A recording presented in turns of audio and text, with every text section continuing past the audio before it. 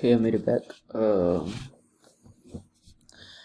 was that? Question 5. Explain how you analyze your audience and purpose to choose or create a form genre. Well, my audience is Generation Z, the teenagers, and my age, also college students as well. And in the past about this topic, I would deal with this by not fitting the right genre to my audience and not giving them a purpose to keep viewing my stuff. In this class, I learned that it's important to develop the ability to choose and pick good questions and answers my audience wants to know. And so, pull this out. Yeah, so I chose the platform YouTube, and study shows that YouTube is the second most that people use, billions of hours of videos every day. And number one's Facebook, but we weren't using Facebook, but YouTube, it's the second highest, and it's really cool. And yeah, so in the future, I can use this knowledge by thinking about the people who view or see what I do and do something that will fit well with what they're interested in and give them a sense of purpose to keep watching my stuff. And I also learned it's crucial to be aware of the audience and what they are here to see, especially since the audience is teens, and so I gotta know what they like and or are missing in their life, and what platform they mostly use. And before, when I was doing this stuff, something for someone, I wouldn't really be that aware of how we need to analyze the audience and create a sort of genre or of a specific prompt. But throughout this semester, I learned that people interpret things differently depending on who the audience is. For example, texting your boss and about something and texting your friend that same thing, but it's different. So we gotta make sure that the purpose form plays out differently depending on the situation / audience. And so finding out what platform to use. So this is reaching the audience, the assignment we had, calling them to action.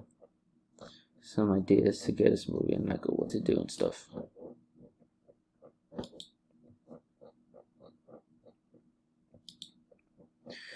Question 6. Explain how your interactions with your peers help your learning this semester. This is a good question because a lot of things happen. Well, first off, I learned that feedback from different peers helps you gain different perspectives, bringing more ideas to the table. In the past, I would deal with this by not really paying too much attention to the feedback I would receive, and I didn't know how to use that feedback that I would get.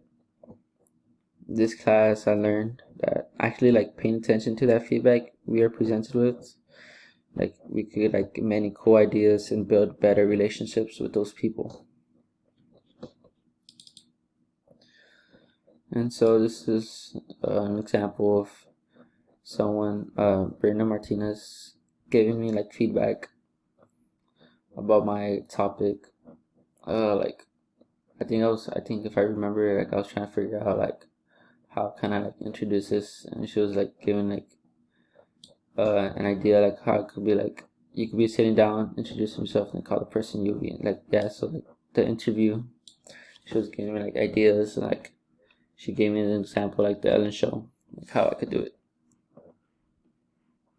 So in the future, I could use this knowledge by being more social with people that can actually it could be way helpful when working on something. You can make many new friends that may have the same interests as you.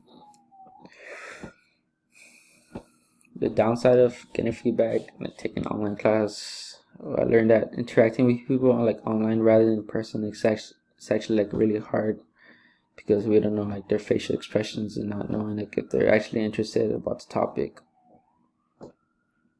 I knew interacting before that with people in school is great because it makes class easier, helping each other out back in high school before the pandemic hit. But now during online school, or since the pandemic hit and we're in quarantine and school started, it's been real hard trying to make new friends, and it's hard cooperating with new people. because this is just an example. But like this is how like usually the classes are. People have their cameras off and mics muted. Not gonna lie, this me too. But yeah, in the future I could use this knowledge by like knowing the struggle people face when they are in online school, and use that to feel like empathy towards those that are struggling to learn how to communicate with their peers, their online peers. Question 7.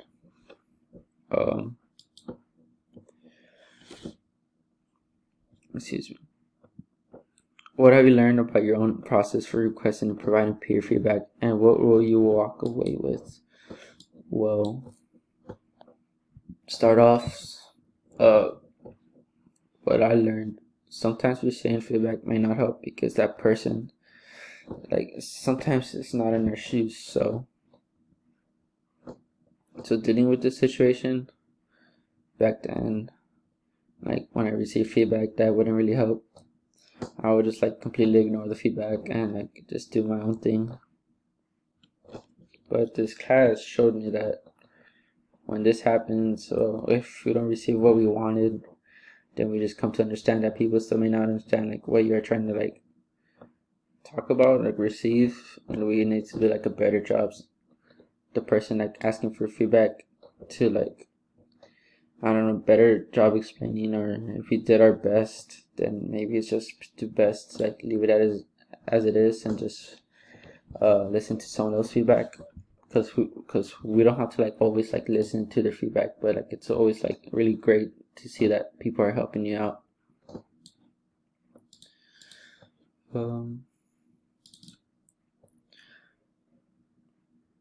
Yeah, this is me giving feedback.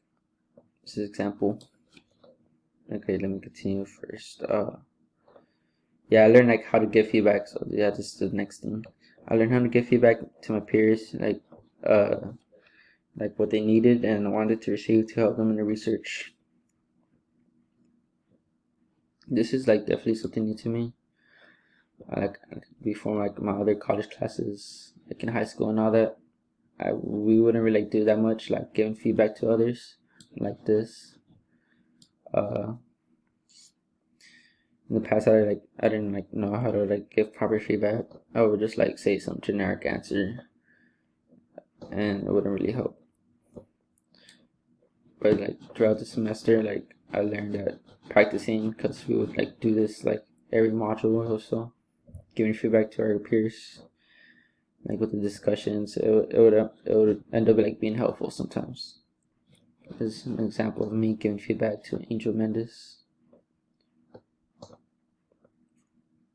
I plan to use this knowledge in the future to help others in real life situations, because sometimes the feedback you give can really help or not help. So it's like it's important to like know when it's good to give feedback and not to. Okay, so yeah, it's another example of me receiving feedback. I know I showed this, but this is like the part 2. The poll.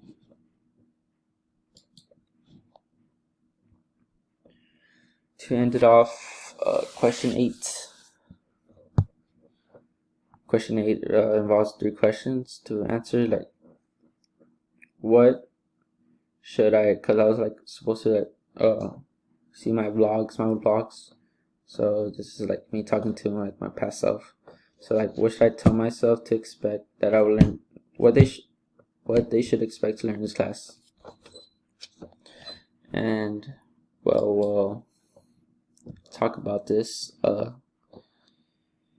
told myself that they should like expect like how to properly know how to actually like do research, because the research involves more than a few steps. It's more than that, and it's like a process that involves patience, revising, editing, drafting, giving it and more. And we will learn like how to use like primary and secondary sources, research methods, and engage in a like variety of writing projects to finally like later on create a major research project. And yeah, it kind of seems hard like when I say it like that, like, talk about it, but reality is like it's not, because throughout the semester we like learn how to do this step by step. The teacher helped guide us, and which makes it way easier than it is. Exploring the genre of research or what it means and why like is something we should all learn, because we get to discover the importance of creating something that people like want to find out. It's really like fun. And it's not a big like fat research paper like in high school, like what we did or like what I did, but it's actually like it's something like we get to post on social media. And the cool part is like you get to decide like what you want to research about and like where you want to post it. And what was like our biggest worries, concerns, fears, or difficulties that we actually have. So I remember like talking about it. Like my fears would be like this class, cause like research, that wasn't really like my thing. So I remember like back in the video blogs, I would like talk about like I didn't like research. I was kind of worried like there's gonna be a lot of work and all that stuff. To be honest, like there's like really nothing to be worried about, cause at first I thought I was like gonna be worried and this class is gonna be difficult, but like it's really not. The professor helped us throughout the semester by guiding us through the research modules. I guess the only thing I would say is, or like what to worry about, is that it could be like time consuming and it would require lots of patience to put the whole thing together, and to have concerns and start thinking of what you are like passionate about, so that you can have fun researching about the topic and you don't get stuck with a boring one like that no one really wants to know. And so that this class may be difficult due to the fact that it's online, but it requires lots of feedback receiving and giving, and I feel like in person it will be so much better and easier. Final thing, last question 8. What are the best ways for them to overcome those concerns, worries, fears, or difficulties? Or if you could go back and do it differently, what would you tell yourself to do instead? Well, to talk to myself back then, I guess, to overcome those things, I guess I would just tell myself the best way to overcome those things, those concerns, worries, is to continue focusing like on the goal, the prize, and to face that fear, because that it will make us a stronger person and a better learner, a better researcher, I'll put it that way. And that like I'm not the only one facing online class, and it could be really hard going through those trials of not actually being there like in real life, because like a lot of us is not used to it, like getting stuck to the behind the computer screen, and we end up being like procrastinating and getting distracted. But yeah, like not being there like in real life, I've seen like it cause like some depression to some people. Not me, I'm chilling, but I've seen it happen with some people, with some of my friends. And the best way to face this situation is to spend time with the people who care about you.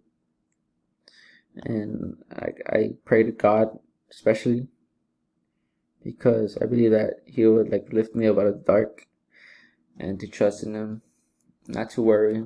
We shouldn't worry about tomorrow, because tomorrow's not, guaranteed.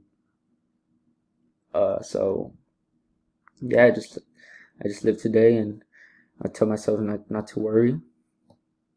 And yeah, it's been fun doing this whole research thing. Something like really new, and I definitely use it in the future. That was gonna be hard, but it's actually turned out to be quite interesting and fun. Just a lot of time consuming, but that's fine. It's steps by steps. Well, I hope you enjoyed my presentation. This has been Israel, and have a great day.